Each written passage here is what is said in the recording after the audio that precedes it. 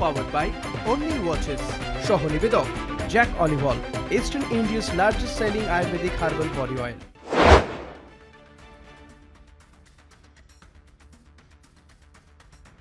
নমস্কার, কলকাতা টিভিতে আপনাদেরকে স্বাগত। এই মুহূর্তে স্টেডিয়াম বুলেটিন নিয়ে আপনাদের সঙ্গে রয়েছে আমি অভিক। আমাদের stadium bulletin co powered by only watches, co presented by jack olive oil এবং আমাদের গিফট পার্টনার অ্যাশিওর।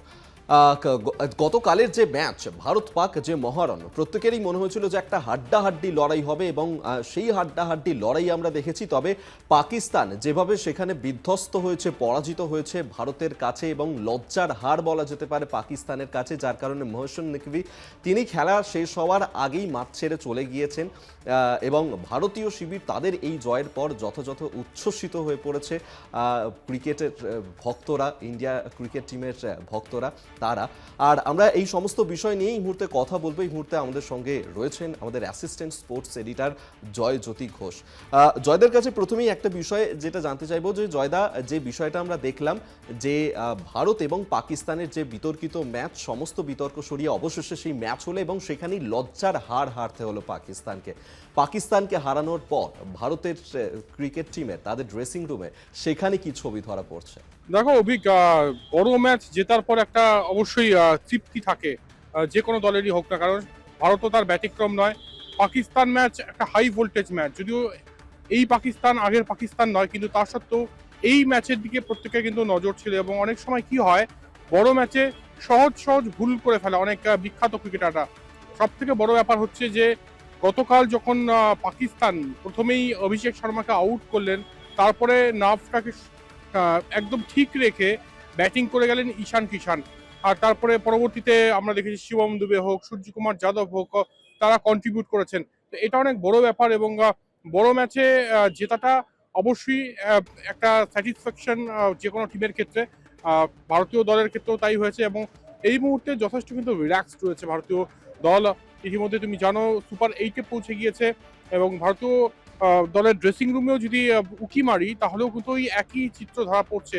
খোশ মেজাজে রয়েছে, রসিকতা ছিল, সবাই সবার সঙ্গে কথা বলছে, যেরকম একটা রিল্যাক্সড আবহাওয়া থাকে সেই আবহাওয়ায় কিন্তু দেখা যাচ্ছে এই মুহূর্তে ভারতীয় ড্রেসিং রুমে। এবং অবশ্যই প্রত্যেক ক্রিকেটারকে কিন্তু কমপ্লিমেন্ট দিচ্ছে, এটা বড় কথা। এটা হচ্ছে টিম গেমের অন্যতম মানে ভিত বলা যেতে পারে, যে প্রত্যেকের উপর নির্ভরশীল এবং একে অপরের পরিপূরক। এটা কিন্তু এই টিম ইন্ডিয়ার ইউএসপি বলা যেতে পারে। তাই এখন এটাই বলার যে সামনে নেদারল্যান্ডস ম্যাচ রয়েছে, অলরেডি সুপার 8 কোয়ালিফাই করে গিয়েছে ভারতীয় দল। দেখা যাক যে সামনের ম্যাচে কোনো এক্সপেরিমেন্ট হয় কিনা, কারণ সুপার 8-এ কিন্তু কোনো এক্সপেরিমেন্ট করবে না, একদম সেট টিম খেলাতে চাইবে টিম ইন্ডিয়া। আর যেটা একটু কনসার্ন সেটা হচ্ছে যে অভিষেক শর্মার ফর্ম, তিনি এখনো পর্যন্ত ফর্মে ফিরতে পারেননি। এখনো পর্যন্ত দুটো ম্যাচ খেলছেন, দুটো ম্যাচেই শূন্য করেছেন। তবে তার হেলথ ইস্যুস ছিল, স্টমাক ইনফেকশন ছিল, সেখান থেকে অনেকটাই রিকভার করতে পেরেছেন। তার মা বাবা কলম্বোতে ছিলেন, তাকে অবশ্যই দেখে রেখেছেন। তবে সব মিলিয়ে একটা জয় অনেক কিছু বদলে দেয়, অনেক সমীকরণ বদলে দেয়। আর ভারতীয় থিঙ্ক ট্যাঙ্ক এটাই বলছে যে অভিষেক শর্মা রান পায়নি প্রথম দুটো ম্যাচে, কোনো ব্যাপার নয়, সামনে সুপার 8 আছে, সেখানে কিন্তু অভিষেক শর্মার ব্যাট কথা বলবে এবং সব রকম জল্পনা হোক বা সমালোচনা হোক দূর করে অভিষেক শর্মা কিন্তু নিজের ছন্দে ধরা দেবে। তবে এই মুহূর্তে ওভারঅল যদি বলতে হয় তাহলে ভারতীয় ড্রেসিং রুম অনেকটাই রিল্যাক্সড, অনেকটাই কাম এবং আগামীর জন্য তারা প্রস্তুতি নিচ্ছে, তাদের আগামী ম্যাচের জন্য তারা ব্লু প্রিন্ট তৈরি করছে। আর এই বিশ্বকাপটা জেতার জন্য কিন্তু মরিয়া এই মুহূর্তে টিম ইন্ডিয়ার। সূর্যকুমার যাদবও ভালো ক্যাপ্টেন্সি করছেন, ব্যাট হাতেও কন্ট্রিবিউট করছেন। তাই একটা মানে ওই যে রিদম, সেই রিদমটা কিন্তু দেখা যাচ্ছে এই টিম ইন্ডিয়ায়। অভিক, জয়দা, এই ভারত পাকিস্তান ম্যাচ নিয়ে যখন কথা হচ্ছে তখন একজনের নাম না করলেই নয়। আমরা যদিও দেখেছি যে ভারতীয় ক্রিকেট টিমে একাধিক প্লেয়ার তারা দুর্দান্ত খেলেছে, তবে আলাদাভাবে ভারতের ক্রিকেট টিমে এই মুহূর্তে তারকা বলতে গেলে টি-20 ওয়ার্ল্ড কাপে সেটা হচ্ছে ঈশান কিষান। এবং প্রথম থেকে শুরু করে ভারত পাকিস্তানের যে ম্যাচ সেখানেও দুর্দান্ত পারফরমেন্স, 40 বলে 77 রান করলো ঈশান কিষান। এবং সেই ঈশান কিষানকে নিয়ে এই মুহূর্তে ঠিক কি আপডেট পাচ্ছ যে তার এই ঈশান কিষানকে নিয়ে ক্রিকেট দুনিয়া তারা কি বলছে? জয়দা। ঈশান কিষান একদম লাইমলাইট কেড়ে নিয়েছেন। আর বড় ম্যাচে, ইন্ডিয়া পাকিস্তান ম্যাচে এরকম একটা যদি রান করেন কোনো ব্যাটার, তখন অবশ্যই তিনি লাইমলাইট করবেন, এটা খুব স্বাভাবিক।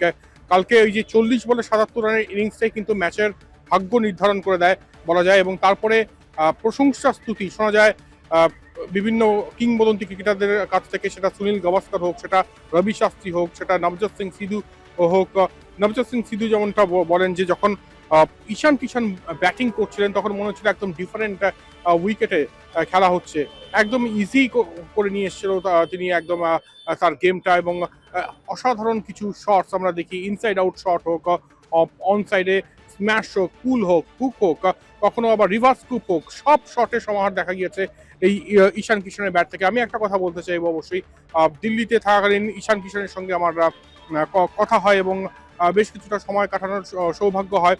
এবং সেই সময় একটা জেদ দেখেছিলাম, বুকের খাঁচাটা ভীষণ শক্ত ঈশান কিষানের। এবং তিনি একটা কথাই বলছিলেন যে যেটা আমার কন্ট্রোলে সেটাই আমি করব, আমার কন্ট্রোলের বাইরে যেটা, সেটা আমি চিন্তা করে পারবো না কিছুই। কন্ট্রোলে যেটা, সেটা হচ্ছে তার হাতে ব্যাট, এবং সেই ব্যাট হাতে তিনি অনেক কিছু করতে পারেন। আর সেইটা কি করতে পারেন সেটা কিন্তু তিনি দেখিয়ে দিয়েছেন। তার প্রতি যে অন্যায় হয়েছে, গত 2 বছর ধরে তিনি দলে ছিলেন না, মানে T20 ওয়ার্ল্ড কাপ খেলবেন কিনা সেটারও কোনো নিশ্চয়তা ছিল না।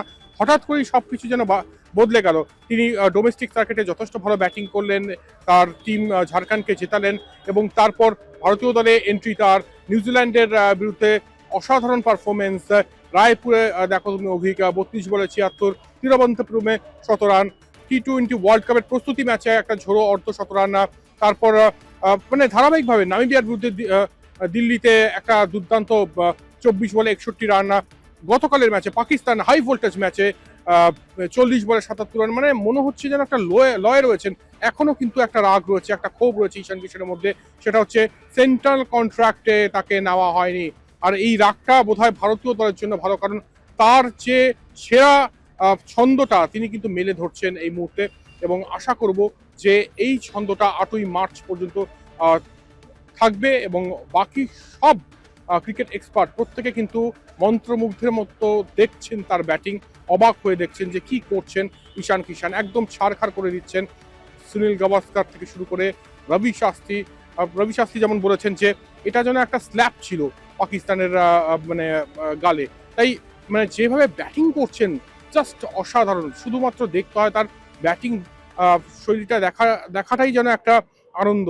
তাই আগামী যে কটা ম্যাচ রয়েছে সেখানেও কিন্তু ঈশান কিষান না এই ছন্দেই ব্যাটিং করবেন, সেটা একদম বলা বাহুল্য। এবং ভারতবাসী আর সমুদ্র হিমাচল কিন্তু এই ব্যাটিং ছন্দটাই দেখতে চাইছে ঈশান কিষানের থেকে।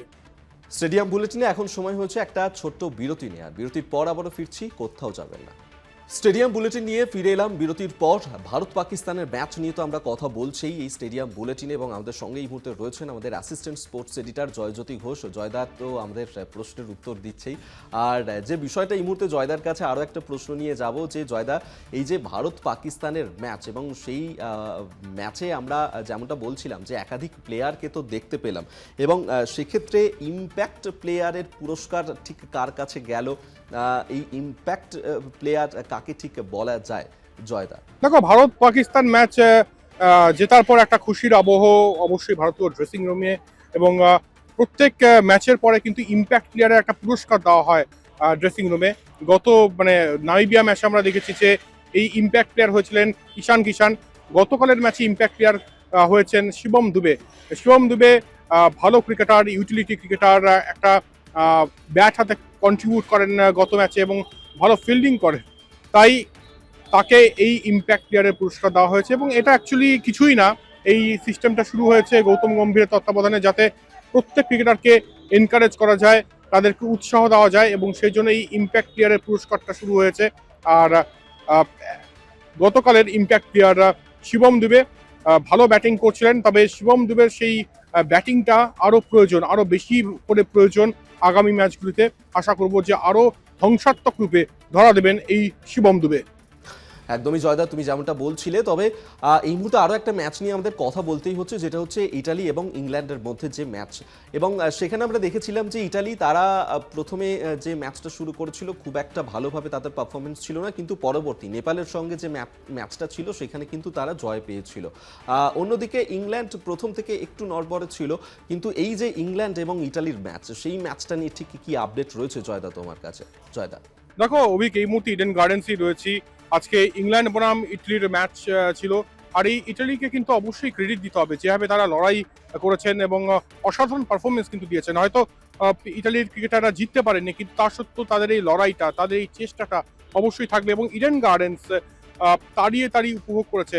এই ইংল্যান্ড ইটালির ম্যাচেও তো 24,000-এর কাছাকাছি দর্শক এসছে ইডেনে, এটা কিন্তু দেখার মতো। এবং ইডেন বলেই হয়তো সম্ভব, বা সব সময় মানে যে টিমেরই খেলা হোক না কেন বিশ্বকাপের ম্যাচ বলে কথা, এবং ইডেন গার্ডেন্স কিন্তু কোনোভাবেই মানে কার্পণ্য করে না। আর আজকেও তুমি দেখো যে 24,000-এর কাছাকাছি দর্শক। আমি একটু বলে রাখি যে ইংল্যান্ড আজকে প্রথমে ব্যাটিং করে 202 রান তোলে 7 উইকেটের বিনিময়ে। উইল জ্যাক 52 রান করেন, টম ব্যান্টন 30 রান করেন 21 বলে, ফিল সল্ট 15 বলে 28 রান করেন। এরপর ইটালি ব্যাটিং করতে নামেন এবং ইটালি ব্যাটিং করতে নেমে 178 রান তোলে, 24 রানে হারতে হয়। তবে লড়াইটাকে কুর্নিশ অবশ্যই ইটালির।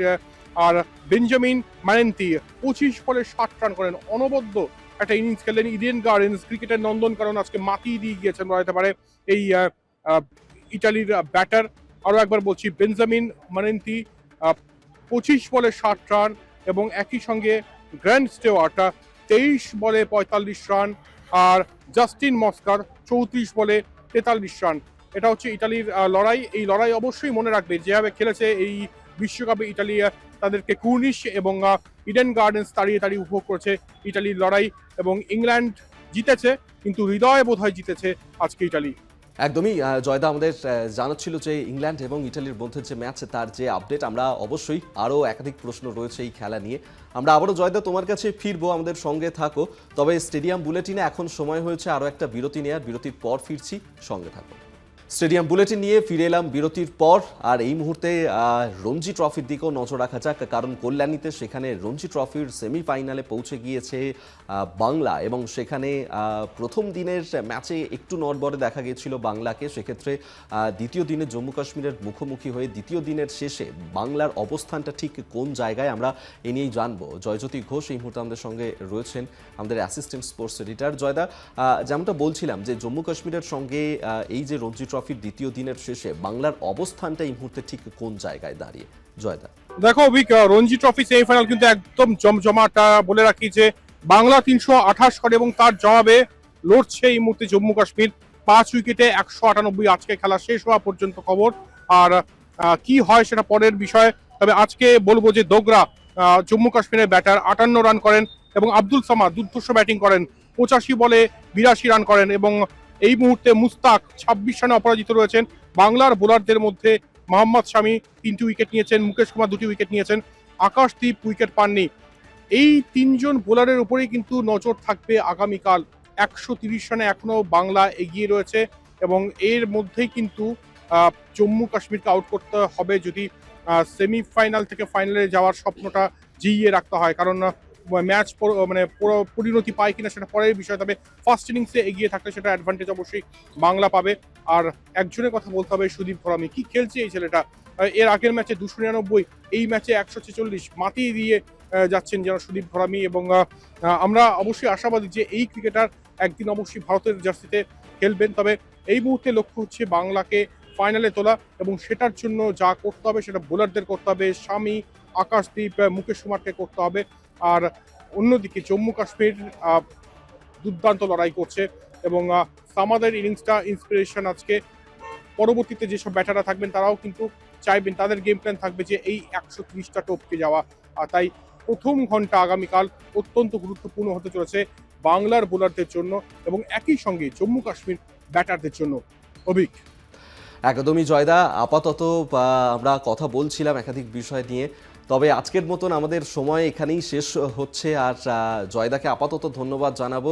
আমাদের assistant sports editor Joyjyoti Ghosh আমাদের সঙ্গে এই মুহূর্তে ছিলেন। তবে যাওয়ার আগে যে সারপ্রাইজটা আপনাদের জন্য থাকে, যে একটা কুইজ থাকে আপনাদের জন্য, এবং গতকালের যে কুইজটা ছিল তার যে সঠিক উত্তরদাতা কে পেয়ে যাচ্ছেন পুরস্কার, তার নামটাও আমি বলবো। প্রথমে বলে রাখি যে গতকাল যে সঠিক উত্তর দিয়েছিলেন তিনি হচ্ছেন দমদম থেকে অর্পণ চ্যাটার্জি। কংগ্রেচুলেশন আপনাকে সঠিক উত্তর দেওয়ার জন্য। আর এই মুহূর্তে দাঁড়িয়ে আরও একটা প্রশ্ন, যেটা কুইজ আপনাদেরকে করব, সেটা হলো যেটা বলতে হবে 2016 সালে ইডেনে অনুষ্ঠিত ভারত পাকিস্তান ম্যাচে সেরা কে হয়েছিল। 2016 সালে ভারত পাকিস্তান ম্যাচে সেরা কে হয়েছিল সেটা আপনাদেরকে চটপট জানিয়ে ফেলতে হবে। চটপট আপনারা জানান। আর স্টেডিয়াম বুলেটিন আজকের মতন এখানেই শেষ করছি। দেখতে থাকুন কলকাতা টিভি, রাত দিন 7।